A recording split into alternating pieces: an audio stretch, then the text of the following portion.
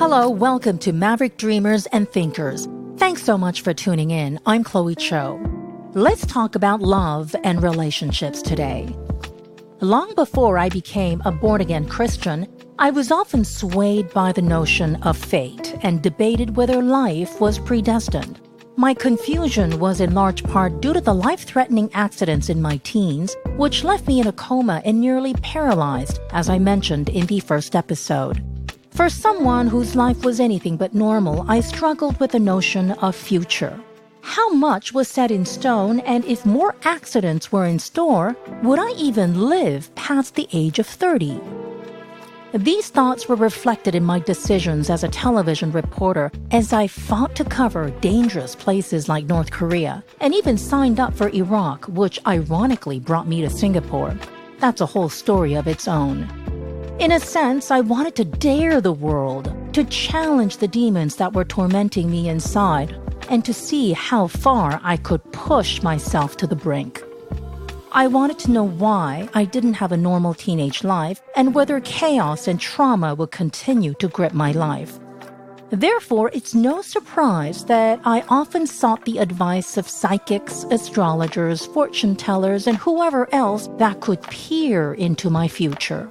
The temptation of getting a glimpse into what lay ahead was too great to miss as I sought to pry open a window into the uncertain tomorrow, especially when it came to my career and personal life, which takes us to New York City.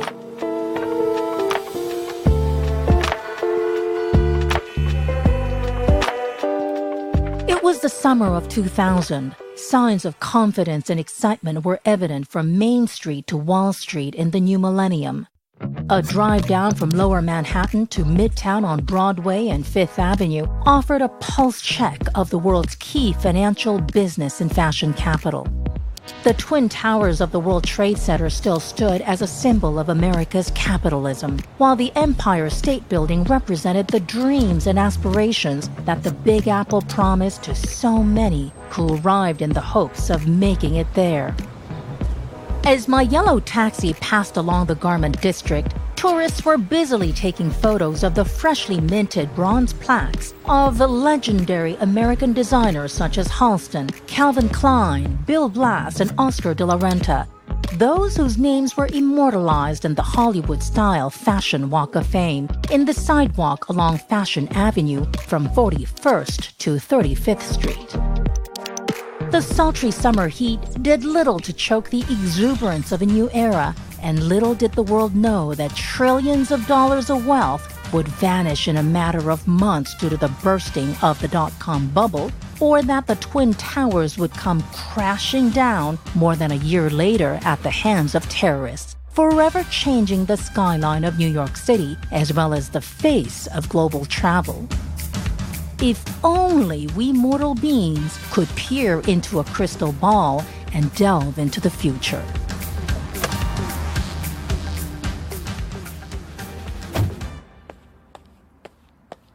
Somewhere around Midtown, overlooking the United Nations headquarters, I found myself in an empty living room at an upscale red brick apartment. Aside from a few crimson-colored Persian rugs thrown on the wooden floor, along with some handsome wooden side tables and other pieces of European antique furniture, the apartment did not appear to be permanently lived in. A large Labrador retriever busily went about from one room to another to show that he was the preeminent tenant. In fact, when I rang the doorbell, he'd led me to the beige leather sofa where I had now been waiting for the past 20 minutes.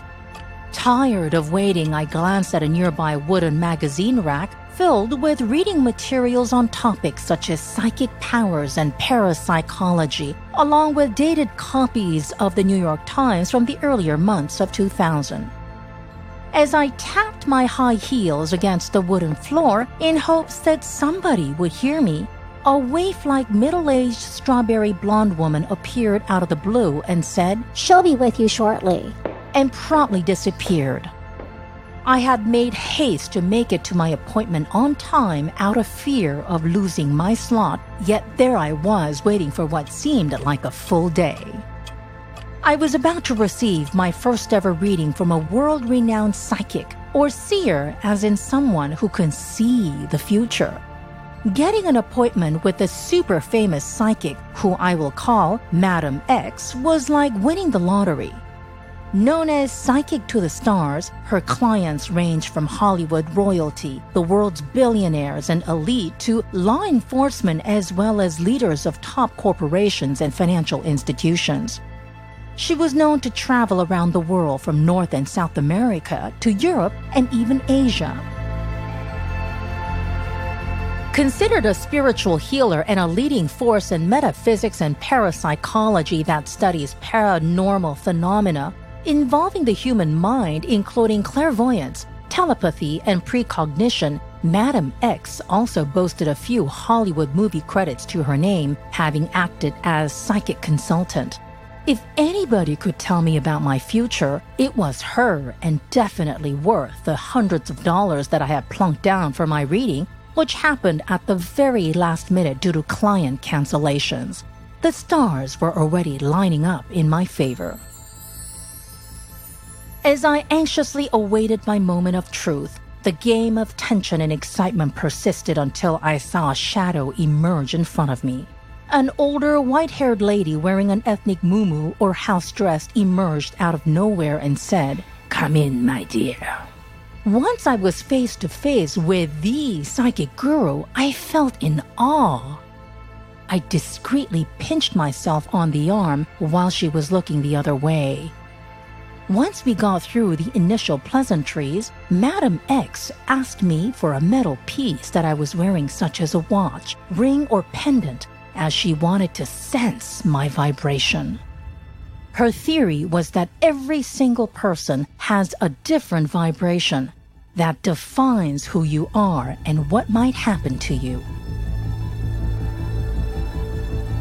The psychic goddess started breathing deeply.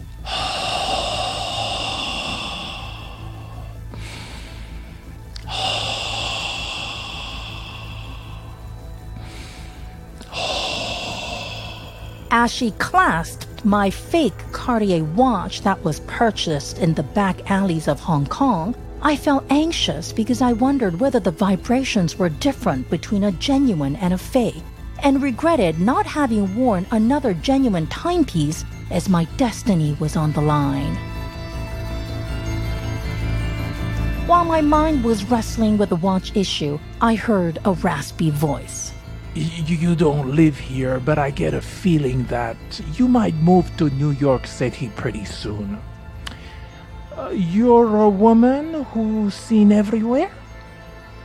Are you an actress or in the film industry trying to break out? Possibly a soap star? What do you do for a living? I can sense that you're going to get big. Wow! You're going to be seen everywhere here in the United States, but also in Europe as well as in Asia.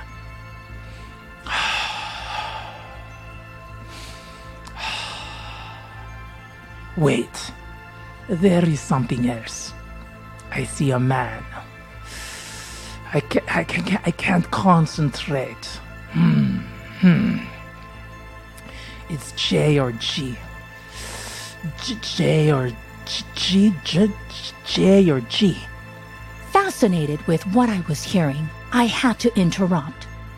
You see me moving here soon? When? What's J or G? Can you please explain? Yes, that is what my senses are telling me. You could be moving around the block just behind here even. As soon as in maybe about a year or two, I think. The man you're going to meet, his name starts with either J or G.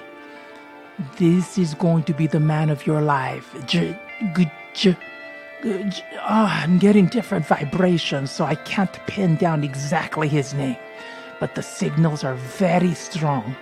His name can be John, Jerome, Jeremy, Jeffrey, Jeff.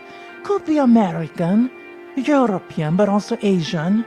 I'm just not too familiar with Asian names, so that might be why I can't pronounce it, but just keep that in mind, okay, my dear? Whenever you meet a man, Check what his name is. J or G. You never know.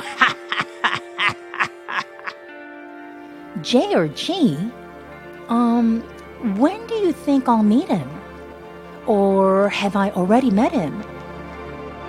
I could think of at least a dozen men whose names started with the initials J or G around me and wondered who could be the one. You know, meeting your soulmate can happen in the next couple to several years. It's all about timing, my dear, and how the stars align themselves to make it happen. Don't rush. It will happen in due time, my dear. It is all written in the stars. You also said that I'd move to New York City. When do you think that'll happen? Do you think I'll receive a contract? I have a sister who lives in Manhattan, not too far from here, so I could definitely move. Oh, your sister lives here? Perfect. See how the foundation is already there? That is how the universe works. By the way, what do you do for a living? I get a strong feeling that you are a woman who's seen everywhere, like an actress or a soap star. Are you an actress, possibly in movies? Sorry if I don't recognize you, but I have no time to watch television or movies. But I must say, you do have a very striking face. Very rarely do I see an Asian face that is as striking as yours. How does this lady know that I do television? My gosh, everything that she said made total sense. I was dying to break out internationally. Due to my early start in television in my teens, by chance, after getting plucked in school for educational programs, I was considered quite senior and seasoned at the TV network, and I was trying to make my way to an international channel. Oh, really? Why, thank you. Very kind of you to say that. Well, I don't live in the United States anymore. I used to. I grew up here. I'm Korean and live in Seoul, Korea now. As for what I do for a living, I'm a TV news anchor. I'm on air every day and have my own show, also report the news. Even though I work for a Korean channel, I can also be seen internationally. My network is shown in dozens of countries around the world via satellite. I'm also a CNN World Report contributor, so my reports are on air on CNN fairly regularly. When was the last time you were in the U.S.? Oh, just last year when I was at CNN in Atlanta, Georgia, their headquarters. Do you think they might give me a contract? Is that what you see? Maybe that's why I might move to New York City soon? Possible. Very possible. Definitely possible. Just keep your options open. One never knows. By the way, how do you speak English so well? It's flawless. You know, I talk to clients from all over the world. What is so interesting about you is that if I didn't see your face, I would think that you were American. Amazing. Well, I grew up in Southern California, so English is like my native tongue. I had to relearn Korean, so it's a bit odd what happened to me. I like what I do, but I'd love to work for a global news network and move out of Korea. Do you think it's going to happen? Oh, absolutely. You will get your chance before you know it. It's a matter of time. That is what I'm sensing very strongly right now. And you're going to get very big. Golly, people will be able to see you all over the world. I also get the feeling that you're an old soul. Oh, really? What do you mean by an old soul? You are youthful and beautiful as I see you across from me. But you're someone like me, a little bit like me. A soul who's lived many lives, especially in Europe. I feel it strongly.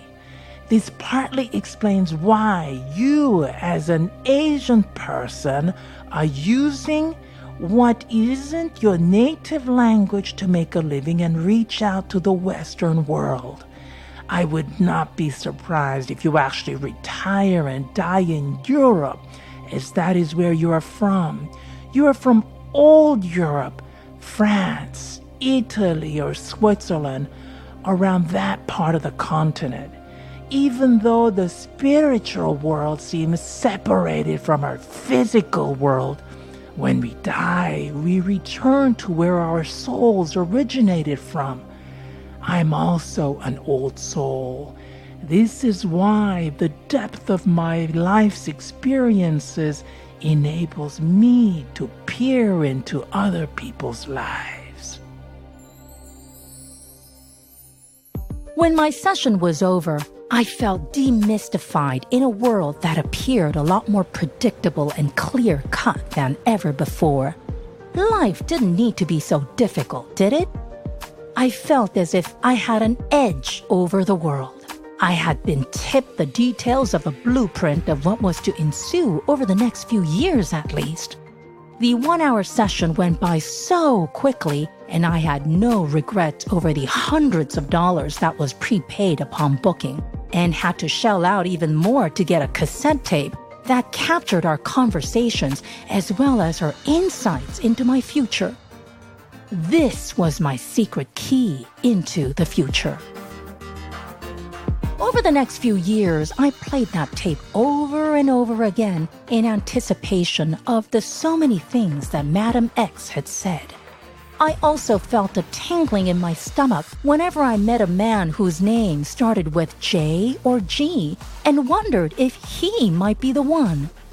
I also waited and waited for a move to New York that never materialized. 1 year passed after another as the reality played out quite differently from what was envisioned by that clairvoyant who could see the world. And the psychic session faded into a distant memory while the cassette tape ended up in the garbage can. Nearly 2 decades since that reading, I can tell you that I never ended up moving to New York City. In fact, halfway around the world to Singapore after coming very close to relocating to Iraq to cover the war. What is interesting is that not a single psychic, fortune teller, seer, astrologist, or even a feng shui master was able to predict my move to Southeast Asia. I must admit that I did encounter many men whose first names began with a J or G. Some proved more important than others, like a former CEO who supported my work and helped me grow at a former TV network, another CEO who hired me upon detecting talent, a former boss who took a risk to offer me a TV contract, a hairstylist who blow-dried my hair at the crack of dawn every morning, or a hair salon owner who advised me for a number of years. I also took the risk of dating a few men whose names bore the initials J or G, strongly influenced by the psychic's comments. In hindsight, how could I have been so wrong in my judgment? Was my fake Cartier watch to blame for altering the waves of vibration? Perhaps my reading could have been different, more accurate, had I worn a genuine timepiece? Having grown from that phase of thinking, I now believe that life is what you make of it and how you chart your path. Nothing is set in stone. How you think shapes your life. If you want to change your life, change the way you think. Be ambitious, work hard, and be passionate about life. Others do not control your destiny regardless of what we tend to believe. New doors will open before you know it. Adversity will always be there, but it is up to you to overcome those challenges as skillfully and wisely as possible to create the life you desire. My best advice is that you need to go out there and live your life to the fullest. By the way, I did find my soulmate, and his name does not start with a J or G, so there you go. In an upcoming episode, let's continue this topic on relationships. I'll be talking to a romance guru who runs Asia's first and largest matchmaking business. There should be plenty of insights on what makes relationships work. Stay tuned. And thank you so much for tuning in. Hope you enjoyed a personal memoir extracted from my book that was written in English and then translated and edited in Korean. Many of my stories from time to time will be a collection from that book. Really appreciate you taking the time. Would be most grateful if you could subscribe and give us a quick review. Do make Maverick Dreamers and Thinkers a part of your regular routine. And if you'd like to find out more about our podcast, go to www.brilliantmp.com for details. Keep on dreaming. There's a great life ahead. I'm Chloe Cho. Take care.